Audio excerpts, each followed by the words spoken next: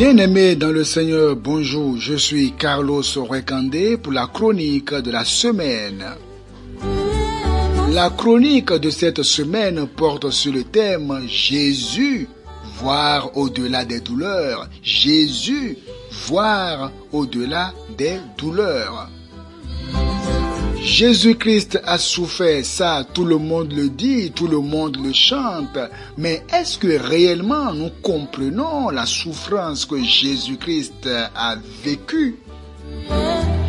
Ésaïe chapitre 53, le verset 7 nous dit: il a été maltraité et opprimé, et il n'a point ouvert la bouche, semblable à un agneau qu'on mène à la boucherie, à une brebis muette devant ceux qui l'attendent, il n'a point ouvert la bouche. Oui, Jésus-Christ n'a point ouvert la bouche, Jésus-Christ a vécu des douleurs intenses, mais Jésus-Christ, en proie à ces douleurs, voyait au-delà de ces douleurs. Il pouvait se défendre car il en avait la capacité, mais il a supporté parce que dans ces douleurs, il voyait bien au-delà. Il voyait des gens qui seront sauvés par la foi en son nom.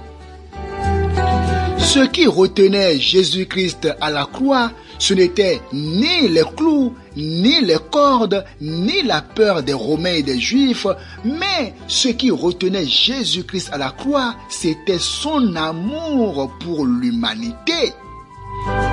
Jésus-Christ est assez puissant pour se défaire de la croix, mais s'il ne l'a pas fait, c'est à cause de son amour pour l'humanité.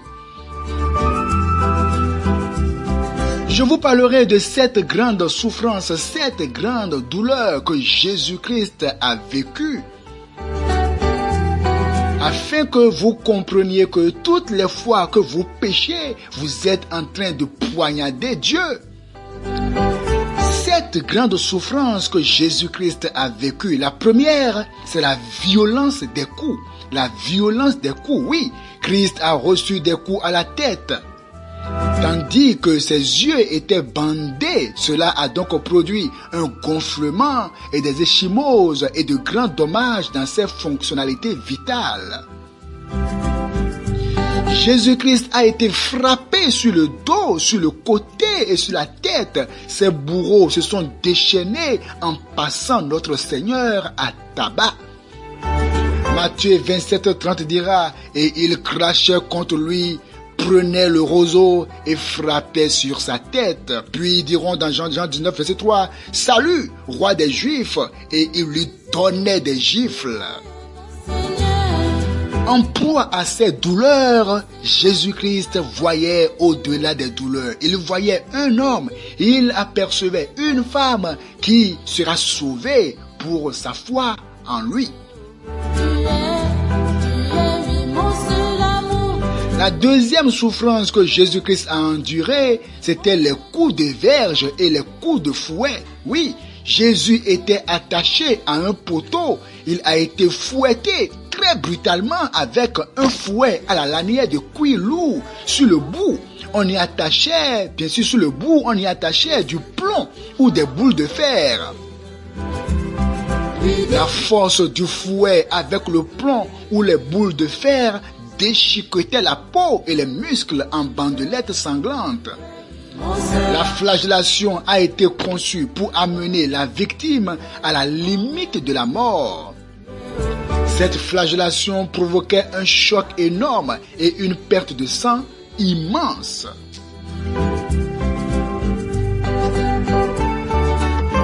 Jean 19, le verset 1 dira: alors Pilate prit Jésus et le fit battre de verges. Jésus-Christ a vécu des douleurs, mais en proie à ces douleurs, il voyait au-delà de ces douleurs. Il voyait tout ce grand nombre qui sera sauvé par la foi en son nom. Troisième grande souffrance, c'est les moqueries et la couronne d'épines. Jésus-Christ a vécu les moqueries, bien sûr, et la couronne d'épines. La tunique de Christ qui a été arrachée de lui alors que celle-ci collait à sa chair ensanglantée et meurtrie, ses blessures étaient ouvertes et très sensibles.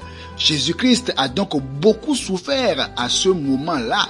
Matthieu 27, le verset 35. Une couronne d'épines de plus de 20 cm a été enfoncée dans sa tête, transperçant donc son cuir chevelu, provoquant une hémorragie sévère et une douleur atroce.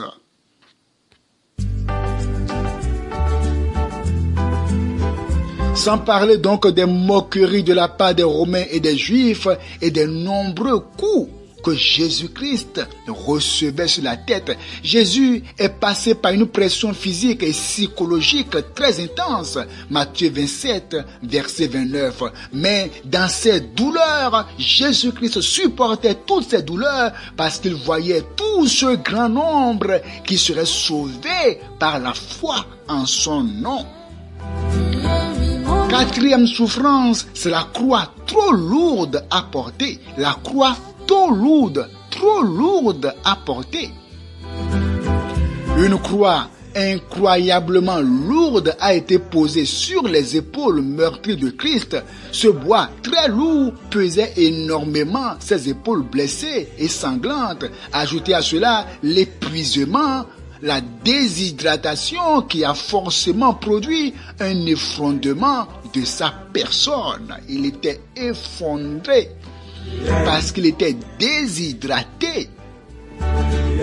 En réalité, le poteau vertical appelé stipe était généralement fixé de manière permanente dans la terre à l'emplacement de l'exécution. Le condamné était forcé de porter le patibulum, c'est-à-dire la partie horizontale de la croix, de la prison jusqu'au lieu d'exécution. Les condamnés le portaient en travers des épaules, les avant-bras attachés au bois par des cordes. Il pesait de 37 à 75 kilos selon les dimensions et le bois utilisé. Une charge proprement écrasante pour un condamné qui venait déjà de subir une flagellation. Imaginez la douleur que Christ vivait en portant, ce poteau sur les épaules. Mais malgré cela, il a supporté. Les historiens, se basant sur les reliques de la vraie croix, à un poids estimé de 115 kg. Certaines personnes érudites ont réalisé un modèle géométrique de déformation d'après le linceul de Turin. Les bandes orthogonales reconstituées sur le dos des porteurs de cet textile évoquent le port de la croix entière, comme ce fut le cas de Jésus-Christ jusqu'au mont Golgotha. Jean 19, verset 17. Imaginez un peu ce poids que Jésus-Christ a supporté. Jésus-Christ a souffert. Oh, quelle douleur, quelle douleur. Mais pourquoi il doit vivre cela? Pourquoi devrait-il supporter cela? Lui qui est Dieu, lui qui est assez puissant pour se défaire de cette souffrance.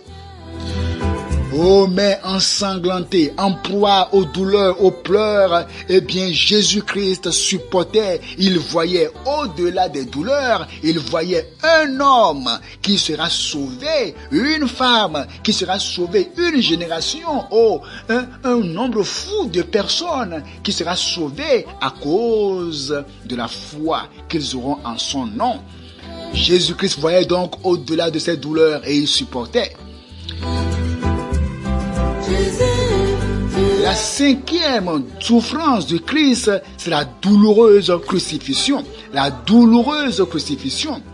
La crucifixion était un supplice très élaboré. Les clous de la crucifixion étaient entre 13 et 18 cm. Ces clous pouvaient certainement sectionner des nerfs. Christ était pendu par ses poignets qui étaient élevés au-dessus de sa tête, ce qui rendait très difficile sa respiration. Il a donc été crucifié.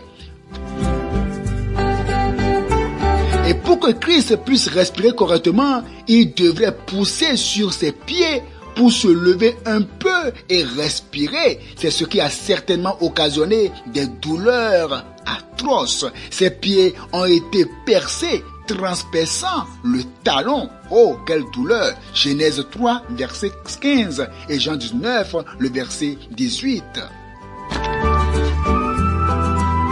Sur cette croix, Jésus-Christ a souffert, mais il voyait au-delà de ses douleurs. Il se fortifiait, il supportait. Il voyait au-delà de ses douleurs. Pourquoi? Parce qu'il tenait à sauver toi qui m'écoutes et moi qui parle. Sixième souffrance de Jésus-Christ, c'est une mort lente. Une mort lente. Il est probable que la forme de respiration à la croix n'eût pas été suffisante et qu'elle amenait l'asphyxie.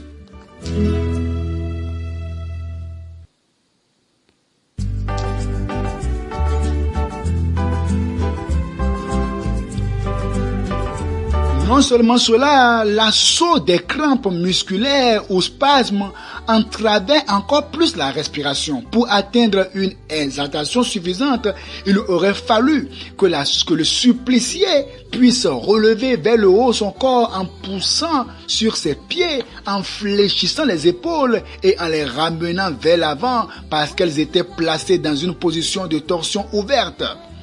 Cependant, cette manœuvre placerait tout le poids du corps sur les os des pieds et il en serait résulté une douleur insoutenable. Aussi, le fait de soulever le corps frotterait douloureusement le dos flagellé contre la rugueuse poutre verticale. Des crampes musculaires et des sensations douloureuses dans les bras étendus et levés vers le haut ajouteraient au supplice. Par suite de cette situation, chaque effort fait pour respirer deviendrait atroce et épuisant et conduirait éventuellement à un fatal manque d'oxygène. Pour conclure, Jésus est mort par asphyxie pour parler du sens médical.